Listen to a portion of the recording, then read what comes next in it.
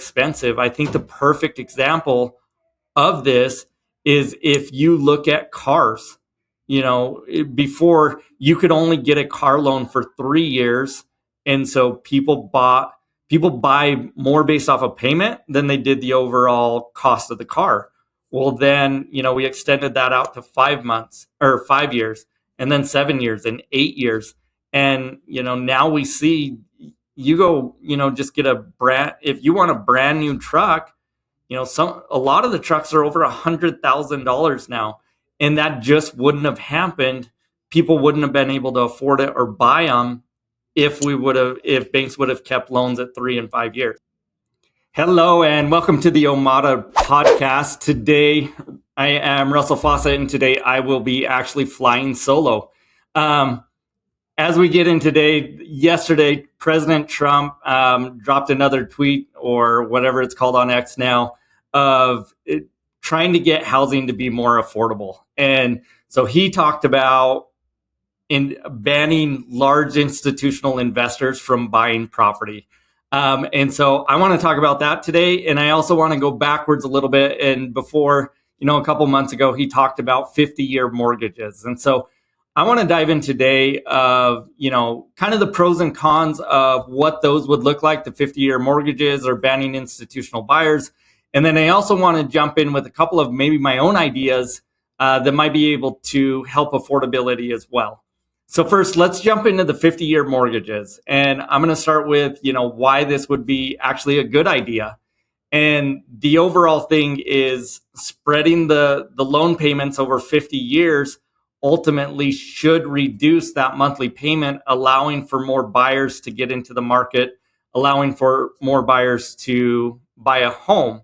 However, when we actually look at the reality of implementing this, we have to look at how much cost savings does it actually, give a buyer to make sure it's actually worth doing. Because, with that, it could provide access to more buyers. But my question would be on that of how much is it going to save? Because most of the time we have 40-year mortgages already. No one talks about them. They haven't become a norm because in order to get a 40-year mortgage, most of the time you actually end up paying higher interest to get that 40-year mortgage.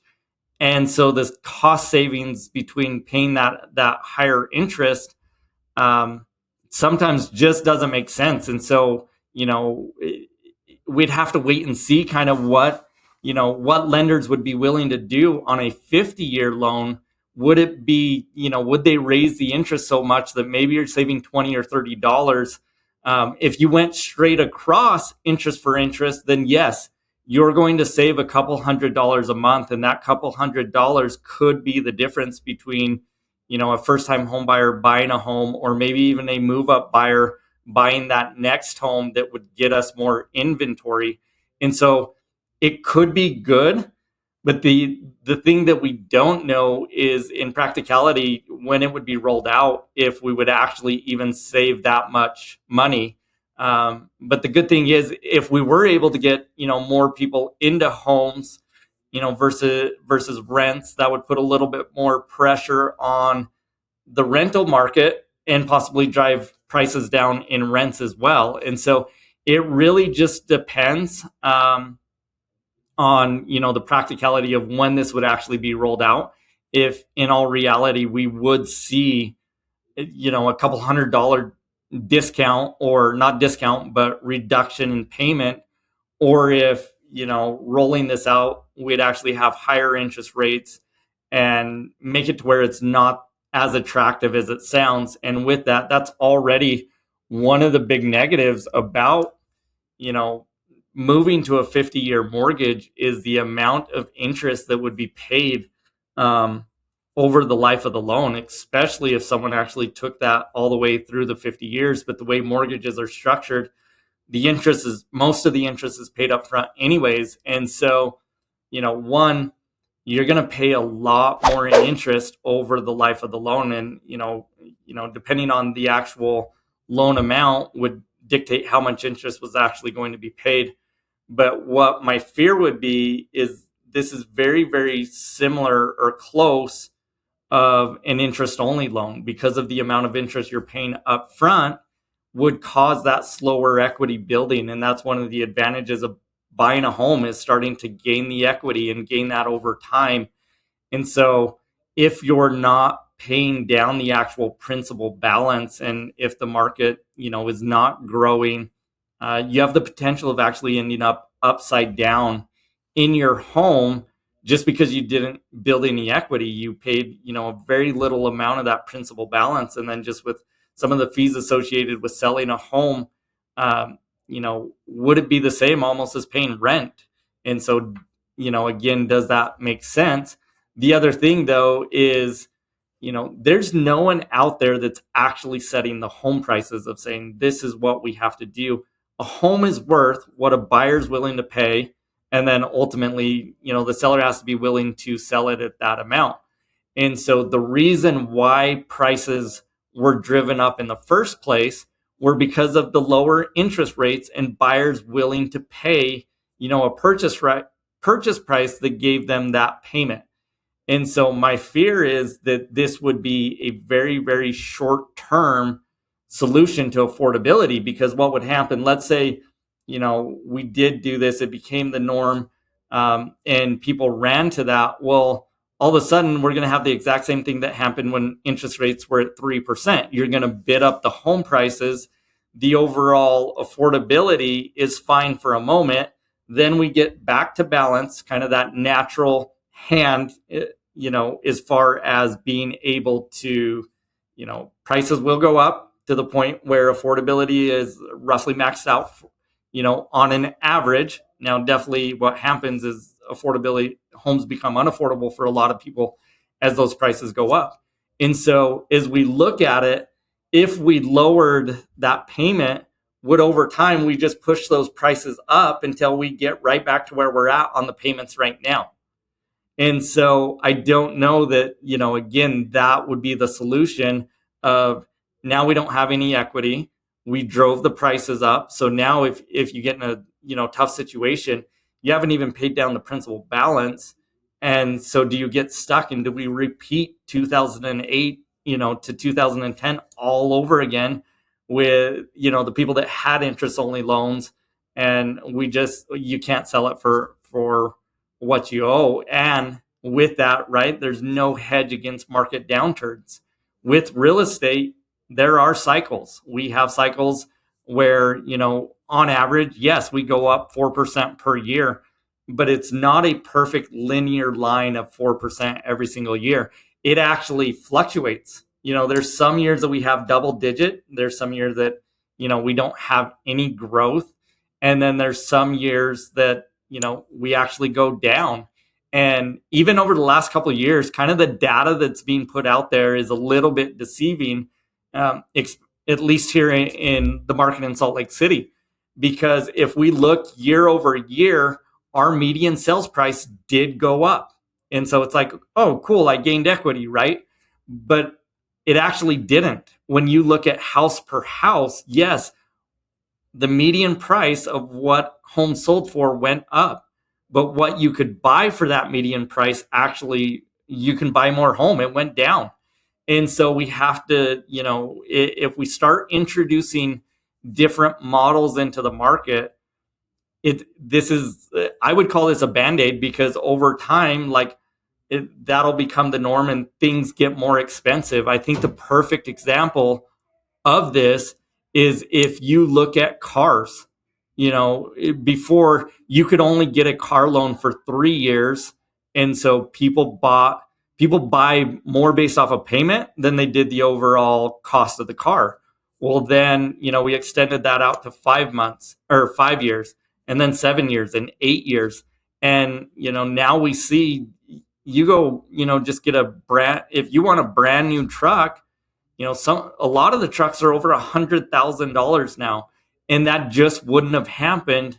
People wouldn't have been able to afford it or buy them if banks would have kept loans at 3 and 5 years. And so, we've already seen what happens when payments get lower, because we saw it with the interest rates and it drove housing prices up. Then when inflation happens and they have to raise the interest rate to combat the inflation, now all of a sudden because the prices ran so high, it becomes completely unaffordable. And that's honestly the mess we're kind of in right now, is we left those interest rates way too low for too long to drive up the prices. And so really a payment is an issue, but lowering the payment, I don't believe, is going to be the overall solution, because like I said, that would just be kind of a shot in the arm for right now. And the risk behind that is that housing prices would run. So the next one, you know, that President Trump came out with was this last tweet that came out, that he would remove large institutional buyers from buying homes. And so again, on the surface, that sounds like, okay, this could be a solution. But we also have to look at the reality of what that is and understand exactly who would be banned at that point from buying homes. And so kind of during COVID, during the market, run up, yeah, there were definitely institutional buyers that were paying cash and outbidding maybe those first time home buyers. But when we look at the overall market, what percent of transactions are done by, REITs, so real estate investment trusts, or done by these large institutional investors? And when I say large institutional investors, so people that own more than 1,000 homes, or not people, but institutions, they make up nationally about 2.5% of all of the purchases. And so, that in my mind is a very, very, very small percent of the purchases. And so I just think by eliminating those, are we actually going to save the money? And we'll go, over some of those reasons why that might be bad. But then, so I want to keep diving into, though, some of the benefits of removing some of the large institutional buyers, even from, even maybe it doesn't save us the money that they're looking to save, but it's proven that owner occupied homes, and this is as a whole, so I'm not saying if you rent, you fall into this, but as a whole, owner occupied homes and neighborhoods, have more stability. So you have a little bit more of that pride of ownership. So people are going to maintain and take care of those homes a little bit better. You have that long-term community investment. And so, overall, having, more homes that are owner occupied, in theory, again, we don't know exactly, but, in theory, it could stabilize, neighborhoods a little bit more. And, by eliminating that, I don't feel that this is a big thing, but maybe you could prevent a little bit, market manipulation. Were there any institutional buyers that were driving up those prices and possibly price fixing during, the run of the pandemic? I don't believe that's a big one, but, maybe by keeping out institutional buyers, we mitigate that risk. And this one, though, is anything that we can do to help first-time home buyers. And so typically your institutional buyers are buying the entry-level homes. And so, maybe this doesn't move, mountains, but maybe it helps, one or two, maybe a couple hundred people that wouldn't have got a home otherwise. Maybe they will get into a home. And so there are, again, just like a 50-year mortgage, there are some things that maybe, maybe places that would help, one or two buyers in a market. I just don't see that, though, this is going to remove, a lot of the time your institutional buyers, honestly, are buying bulk REO properties. They're buying, distressed properties that wouldn't have went to first-time home buyers anyways, because a home that is well maintained, well cared for, typically when placed on the market, the price of that home, you're going to have a retail buyer that comes in and buys that property. And so I really believe that the properties that we see, that I feel that institutional buyers are typically buying, are not even the ones that, a regular first-time home buyer that wants a move-in ready home, they're really not competing, because already that retail buyer is going to drive that price of the home up to where a an investor, an institutional buyer is not going to want to buy that house anyways. And so I really, would be interested of the 2.5% of transactions that went to the institutional buyers, where were those properties located? What was the demand in those areas anyways for, those entry level homes? And then what's the condition of those properties? Because there's a lot of the times we say, oh, we don't want them in, but maybe that institutional buyer came in and put $50,000-$60,000 into the home to make it livable. And so it really is like, if we start taking out some of these outliers of what they're actually buying, is it less than 1% of the transactions that we're talking about anyways? And so I just don't see this as being a viable solution of actually getting prices to go down or removing that competition. And then a couple of the things, let's say we do go ahead and do this, one of the things that I would actually be concerned with, again, these investors are buying in bulk. They're buying, homes that are distressed. They are buying kind of that first time home buyer home, but understand they're not moving in. They are actually renting those out. And so if you remove, essentially a product from the market, you remove all these affordable homes that are put out there from rent, do you end up actually driving rent costs up? So fewer rental homes, yeah, there's going to be fewer supply in the rental market. And then does that make it to where, people that are renting or low income families that are renting that can't qualify to buy, and no matter what, we did, they don't qualify to buy a home. They're not going to, a lender's not going to give them money. Are we all of a sudden driving their rents up so that we're actually making it even less affordable for housing collectively? So, there's two different stories of this of, yeah, maybe we solved to where a few more people could purchase a home. But what about the people that are renting? And they're just as concerned about the affordability of the rental market as, maybe someone looking to buy. The other thing is, it would be interesting because a lot of the time these large institutions actually are funding the new construction and redevelopment in some of the markets. Again, so is to that, the transactions that they're talking about, are they talking about the investments in brand new construction and redevelopment in some markets? And then do we take out even some of the inventory of new construction? In Utah, we're already short, thousands of homes. And so if we take out some of the new construction, the development, the addition of inventory, will that actually end up driving prices up because we have less homes? And then the other thing, again, not all institutional investors, and I would say most institutional investors, are not predatory. I know a lot of people that do actually go out and they buy a home and they're placing it in Section 8 housing where they're getting, where the rents are subsidized anyways, and they're providing these well-managed long-term rentals. They actually have the money that if a furnace goes out, they're able to go repair it, or if a roof needs replaced, they're replacing the roof. And so I just without knowing, so any of these changes, we can look at pros, we can look at cons, and then we actually don't know what will happen over time. And 1 year, 2 years is not enough time for these changes for us to even know the results of them.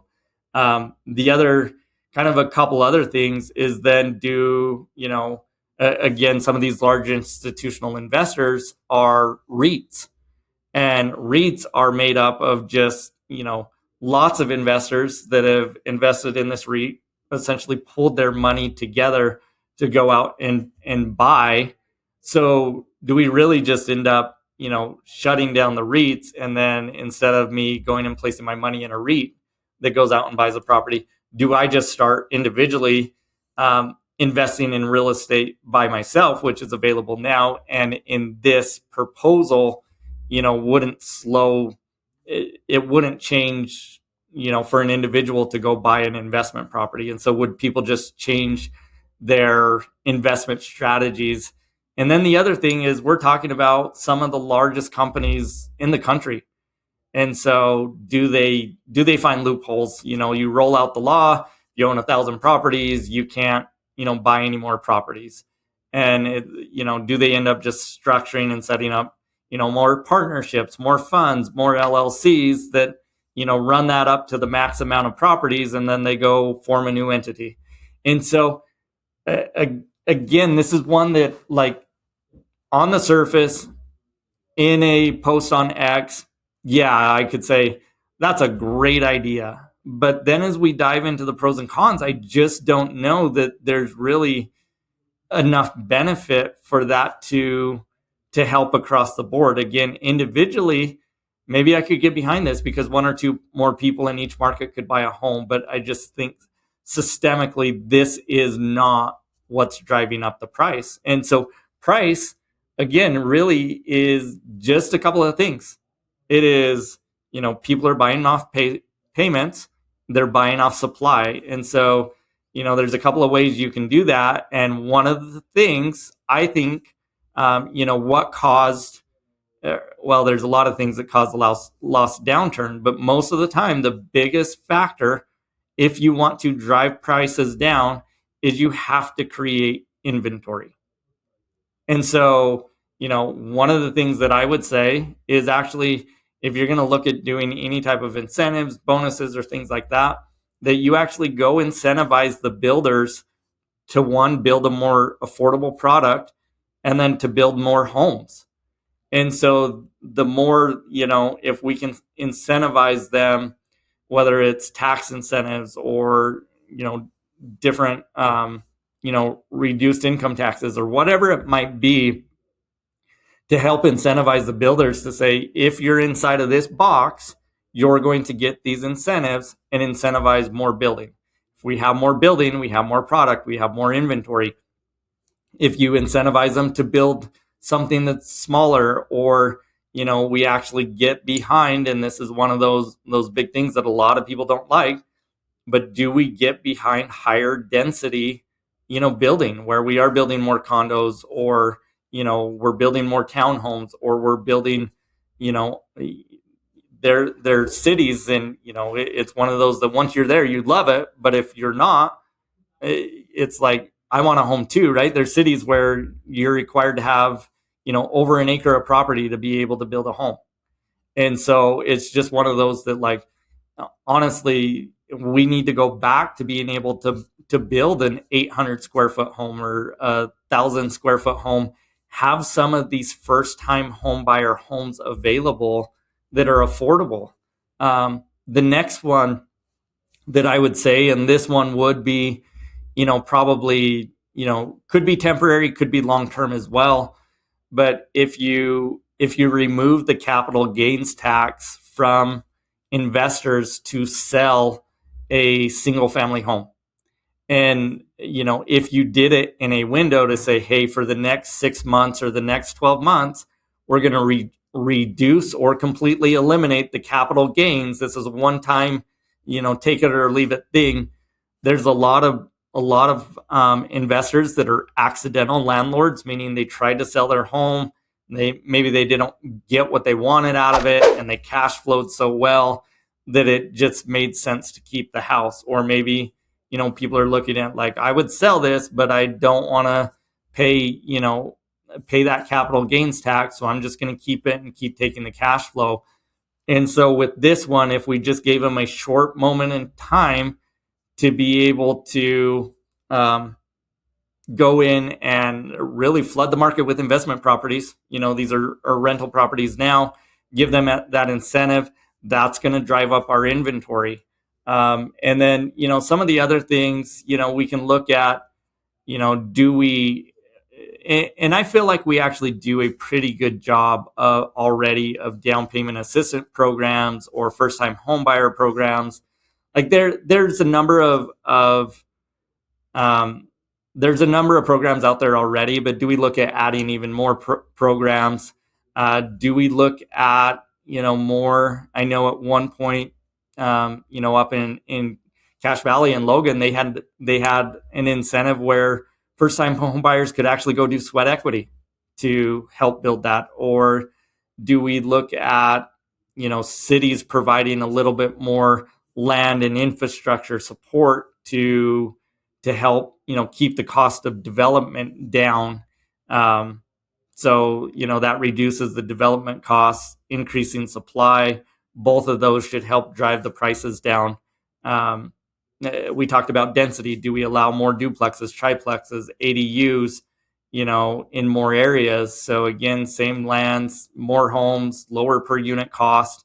So we need to be looking at things that actually are increasing the supply, because once we have supply, now we're not going to have the bidding wars. But as long as our supply stays low, and if the only thing that we do is we find out a way to get interest rates lower, or we find a way to get that payment lower, the reality is we're going to push it to max, essentially that minimum affordability. We're going to push it to where homes aren't affordable anymore.